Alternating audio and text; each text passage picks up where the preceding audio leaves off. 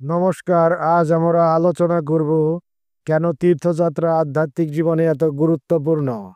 তীর্থযাত্রা মানে শুধু এক জায়গা থেকে অন্য জায়গায় ভ্রমণ নয়, বরং এটি আত্মশুদ্ধি, ভক্তি এবং ঈশ্বরের কাছাকাছি যাওয়ার এক অনন্য মাধ্যম।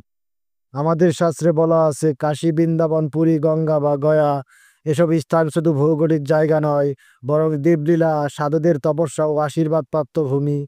এইসব স্থানে গিয়ে প্রার্থনা বা স্নান করলে অন্তরে পবিত্রতার সঞ্চয় হয়, মনের ভারী অশান্তি দূর হয়। মানুষ কর্মজীবনে অজান্তে বা জেনে অনেক দোষ করে ফেলে। শাস্ত্রে বলা হয়েছে, তীর্থস্নান বা পূজা অর্চনা পাপ ক্ষালনের পথ। যেমন গঙ্গায় স্নান করলে আত্মা পবিত্র হয়, ভগবানের কৃপা লাভ হয়।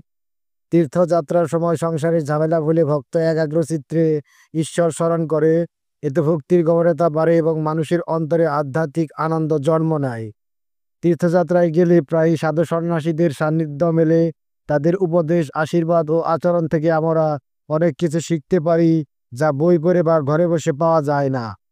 তীর্থযাত্রা সহজ নয়। ভিড়, ভ্রমণ ক্লান্তি, নিয়মকানুন মেনে চলা এসবের মধ্য দিয়ে মানুষ অহংকার ত্যাগ করে সহনশীলতা ও বিনয় অর্জন করে।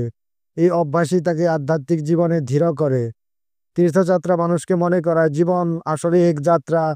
যেভাবে আমরা তীর্থে যাই, কিছুদিন থাকি আবার ফিরে আসি, ঠিক তেমনি এই জীবন অস্থায়ী। এই উপলব্ধি মানুষকে সংসার মোহ কমাতে সাহায্য করে। তীর্থে বিভিন্ন অঞ্চল, ভাষা ও সংস্কৃতির মানুষ একত্র হয়। এতে ভক্তদের মধ্যে ভ্রাতৃত্ব ও আধ্যাত্মিক একতার জন্ম নেয়। তীর্থযাত্রা আমাদের শুধু ভ্রমণ নয়, বরং ভক্তি, জ্ঞান, আত্মশুদ্ধি এবং ভ্রাতৃত্বের পার দেয়। তাই আধ্যাত্মিক জীবনে তীর্থযাত্রার গুরুত্ব অপরিসীম। আপনি যদি সুযোগ পান, অন্তত জীবনে একবার তীর্থযাত্রা অবশ্যই করুন। এটি আপনার ভক্তি ও জীবনের দৃষ্টিভঙ্গি পরিবর্তন করে দিবে। ধন্যবাদ সবাইকে।